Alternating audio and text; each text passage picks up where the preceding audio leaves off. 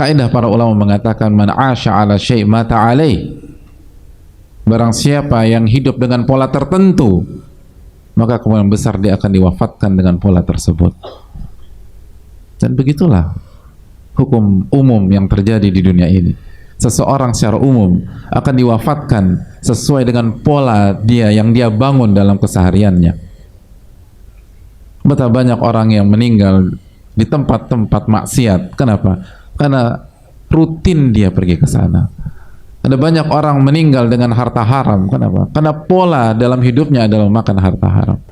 Ada orang meninggal dalam kondisi sujud, karena dalam hidupnya polanya adalah beribadah, bertakarub dan sujud kepada Allah Subhanahu wa taala.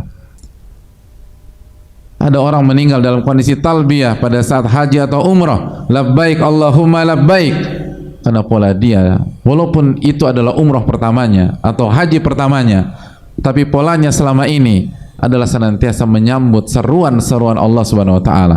Dan kalimat talbiyah artinya adalah saya sambut seruan dan undanganmu ya Allah Subhanahu wa taala. Man 'asha 'ala syai' mata 'alaih. Barang siapa yang hidup dengan pola tertentu, kemungkinan besar dia akan diwafatkan dengan pola tersebut. Oleh karena itu hadirin sekalian, jagalah pola kita. Kita tidak pernah tahu kapan kita wafat. Kita tidak bisa menentukan kapan kita wafat. Tapi kita bisa memilih dengan pola apa kita hidup. Kita bisa menentukan dengan taufik Allah Subhanahu wa taala pola apa yang kita akan gunakan. Apakah pola yang Allah cintai atau pola yang dibenci oleh Allah Subhanahu wa taala. Hadirin Allah muliakan. Maka marilah kita meminta pertolongan kepada Allah dan memutuskan keputusan yang tepat dalam kehidupan kita. Hidup hanya sekali. Maka pastikan ini di jalan Allah Subhanahu wa taala. Karena opsi hanya dua. Kalau tidak ke jalan Allah atau ke jalan syaitan. Opsi hanya dua, ke surga atau ke neraka. Tidak ada opsi ketiga. Nabi SAW mengatakan fakulun nasi yagdu. Setiap manusia akan melangkah dan akan berjalan. Detik demi detik itu tidak pernah berhenti. Menit demi menit itu tidak pernah berhenti. Kita akan terus beraktivitas. Kita akan terus berjalan. Namun yang membedakan adalah fakulun nasi yagdu. Setiap manusia akan berjalan. Famu'tiquha au mubiquha. Ada seseorang yang kehidupannya ia gunakan untuk membebaskan dirinya dari api neraka. Dan sebagian orang yang kehidupannya dia gunakan untuk menjerumuskan dia ke dalam api neraka. Maka fa'tabiru ya ulil albab. Maka ambillah pelajaran bagi orang-orang yang memiliki akal sehat. Apakah hidup kita set untuk menuju surga Allah Tabaraka wa Ta'ala, atau sebaliknya hidup kita set dengan kewarasan kita, dengan kesadaran kita menuju ke neraka Allah Subhanahu wa Ta'ala. Kita mengerti Allah memberikan akal sehat kepada diri kita. Kita tahu ini jalan menuju kemana. Oleh karena itu hadirin Allah muliakan, pastikan jalan itu adalah jalan Allah Tabaraka wa Ta'ala, dan jalan itu adalah jalan ketakwaan. Maka Allah mengatakan fala tamutunna illa wa antum muslimun, dan janganlah engkau wafat kecuali di dalam jalan Allah Subhanahu wa taala. Dengan cara apa? Dengan cara men-set pola kehidupan. Karena Allah tidak zalim. Inni haramtu dzulma ala nafsi.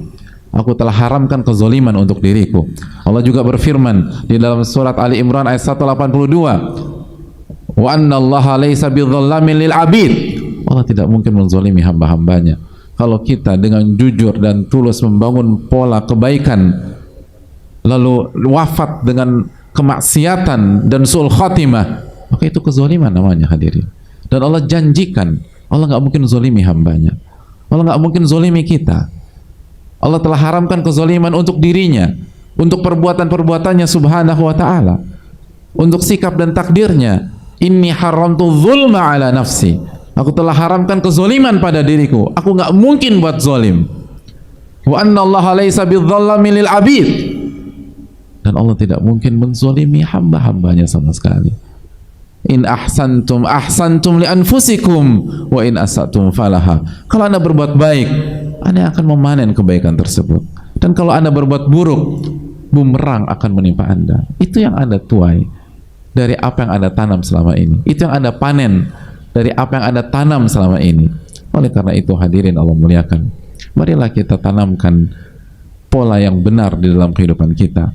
Dan hadirin Allah muliakan, marilah kita bertakwa kepada Allah, karena dengan takwa Allah akan memberikan kita jalan keluar, dan Allah akan memberikan kita rizki dari arah yang tidak kita sangka-sangka. Wa man yattaqillah yaj'al lahu makhraja wa yarzuqhu min haitsu la yahtasib. Barang siapa yang bertakwa, maka Allah akan berikan jalan keluar dari setiap masalahnya, dan Allah akan berikan rizki dari arah yang tidak ia duga-duga.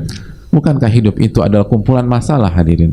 Dan itu yang disampaikan Nabi SAW dalam hadisnya, ketika Nabi SAW membuat garis untuk menjelaskan bahwa kehidupan adalah berpindah dari masalah pertama menuju masalah kedua, lalu menyelesaikan masalah kedua untuk bertemu masalah ketiga, lalu menyelesaikan masalah ketiga untuk berhadapan dengan masalah keempat, wahalu majarro, dan begitu seterusnya sampai kita berhadapan dengan masalah yang tidak ada solusi sama sekali di dunia, itu kematian kita. Kehidupan adalah kumpulan dari masalah, sehingga ketakwaan adalah kebutuhan, bukan paksaan. La ikraha fid din, tidak ada paksaan dalam agama, hadirin. Kita yang punya masalah, kita yang berhadapan dengan masalah demi masalah, bahkan tidak perlu menunggu 1/24 jam untuk bertemu dengan masalah kedua. Cukup kita berada di hari yang sama, kita ketemu masalah kedua, masalah ketiga, masalah keempat, masalah kelima, dan seterusnya. Bahkan kita pulang ke rumah seringkali bukan menyelesaikan masalah. Ada banyak suami tidak mau pulang ke rumahnya secepat mungkin. Kenapa? Masalah semakin ribet ketika bertemu dengan orang tua rumah. Bukankah kita yang punya masalah, hadirin? Maka bersikaplah rahimallahu mar'an arafa qadra nafsi. Semoga Allah merahmati orang yang tahu posisinya ada di mana. Positioning dalam hidup itu penting. Positioning dalam hidup itu penting. Bukankah banyak di antara kita suka sepak bola, dan pemain sejago apapun tidak akan terlihat kelasnya kalau dia salah dalam menempatkan dirinya di posisi tertentu. Apabila kiper terbaik di dunia dia maju bersama dengan strikernya, maka akan ada blunder besar dan timnya tidak akan menang. Posisi itu penting, hadirin sekalian. Bukan hanya talenta, bukan hanya kecerdasan, bukan aja kepintaran. Posisi itu penting. Dan posisi kita di dunia ini adalah makhluk yang banyak masalah. Itu tidak boleh kita lupakan. Hidup posisi kita di dunia ini adalah hamba yang berhadapan dengan masalah, dan masalah, dan kuncinya ada pada Allah tabaraka wa taala. Wa man yattaqillah yaj'al lahu makhraja wa yarzuqhu min haitsu la yahtasib. Barang siapa yang bertakwa kepada Allah, Allah akan berikan jalan keluar bagi masalahnya, dan Allah akan memberikan rezeki dari arah yang tidak ia duga-duga. Maka bersikaplah sebagai hamba yang punya banyak masalah dan butuh diurai oleh Rabbul Alamin, butuh diurai oleh Al-Alimul Khabir, butuh diurai oleh Alamul Ghuyub yang maha mengetahui segala sesuatu. Jangan sampai kita adalah makhluk yang penuh masalah tapi bersikap seolah-olah tidak ada masalah di dalam kehidupan kita. Itu adalah sebuah upaya lari dari kenyataan. Itu halu, hadirin sekalian. Tidak bisa kita hindari. Yang bisa adalah kita hadapi dengan ketakwaan. Dan bukankah kita butuh rizki, hadirin? Dan takwa adalah solusi dari rizki. Wa yarzuqhu min haitsu la yahtasib. Dan Allah akan berikan rizki dari arah yang tidak Anda duga-duga. Bukankah itu yang kita inginkan? Rizki dari arah yang tidak diduga-duga. Hadirin Allah muliakan. Bukankah banyak orang yang mengalami overthinking pada hari ini? Bukankah ayat ini solusinya? Apabila kita bertakwa kepada Allah Subhanahu wa taala, Allah akan berikan kita rizki dari arah yang tidak kita duga-duga. Bukankah Nabi kita SAW mengatakan, walau kuntum tawakkaluna 'ala Allahi haqqa tawakkuli, apabila kalian bertakwa dan bertawakal kepada Allah Subhanahu wa taala dengan sebenar-benarnya tawakal, dan sifat orang bertakwa dan bertawakal kepada Allah, la razaqakum, kami pasti akan berikan kalian rizki kama yarzuqut thair, sebagaimana kami memberikan rizki kepada seekor burung.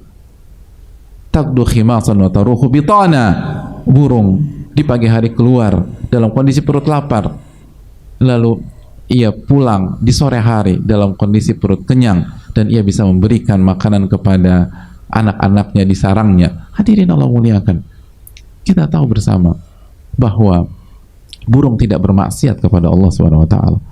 Burung bertasbih kepada Allah Subhanahu wa taala. Burung berzikir kepada Allah Subhanahu wa taala. Dan Nabi SAW mengatakan, kalau kalian benar-benar bertakwa dan bertawakal, Allah akan kasih rezeki sebagaimana Allah berikan rezeki kepada seekor burung. Ada banyak orang bekerja sampai jam 9 malam tidak mendapatkan hasil. dia tidak bisa mendapatkan kebutuhannya dan kebutuhan anak-anaknya. Burung tidak terbang sampai malam, hadirin. Nabi SAW mengatakan, wataruhu bitana, burung pulang dalam kondisi kenyang dan memenuhi seluruh kebutuhan orang rumah atau kebutuhan anggota keluarganya di waktu sore. Kenapa demikian? Padahal burung tidak sekolah. Padahal Allah Subhanahu wa taala memberikan burung sebuah kelebihan yang kalau kita bandingkan dengan kelebihan yang Allah berikan kepada kita, maka manusia akan mengatakan bahwa dirinya lebih baik daripada burung. Laqad khalaqnal insana fi ahsani taqwim. Allah telah ciptakan manusia dengan sebaik-baik penciptaan. Tapi yang membedakan, manusia bermaksiat dan burung tidak bermaksiat. Manusia cerdas tapi lupa bertawakal, burung tidak lupa bertawakal. Manusia pintar dan sekolah tinggi-tinggi tapi tidak bertakwa kepada Allah, dan burung bertakwa kepada Allah Subhanahu wa taala sesuai dengan apa yang Allah ciptakan kepada dirinya. Oleh karena itu, kita yang butuh solusi, kita yang butuh rizki, maka solusinya adalah ketakwaan. Dan Allah lanjutkan ke dalam ayat berikutnya, wa man yattaqillah yaj'al lahu min amrihi yusra, dan barang siapa yang bertakwa kepada Allah, Allah akan mudahkan segala urusannya. Sekali lagi, hidup ini adalah urusan demi urusan, masalah demi masalah, dan kita butuh dipermudah oleh Allah Subhanahu wa taala. Kita butuh dipermudah oleh Allah Subhanahu wa taala. Dan Allah janjikan yang Allah permudah adalah orang-orang yang bertakwa kepada Allah Subhanahu wa taala. Wa man yattaqillah, barang siapa yang bertakwa, yaj'al lahu min amrihi yusra, Allah akan mudahkan urusannya. Urusan di rumah tangga Allah permudah, urusan dengan anaknya dipermudah, urusan dengan istrinya dipermudah, urusan dengan orang tua dipermudah, urusan dengan kakak atau adik kita dipermudah, urusan dengan mertua dipermudah, urusan bisnis kita dipermudah, urusan kantor kita dipermudah, urusan dengan klien kita dipermudah. Terjadi deadlock. Sudahkah kita sholat sebagaimana Nabi SAW, jika ada masalah sholat rakaatain, beliau sholat 2 rakaat dan Allah urai setiap masalahnya. Hadirin sekalian, yang jadi masalah seringkali bukan ide, bukan kecerdasan, bukan kepintaran. Yang jadi masalah adalah kita lupa bertawakal dan bertakwa kepada Allah Subhanahu wa taala. Yang digaransi oleh Allah adalah yang bertakwa. Wa man yattaqillah yaj'al lahu min amrihi yusra. Barang siapa yang bertakwa kepada Allah, Allah akan mudahkan segala urusannya. Aku qouli hadza wa astaghfirullah li wa lakum.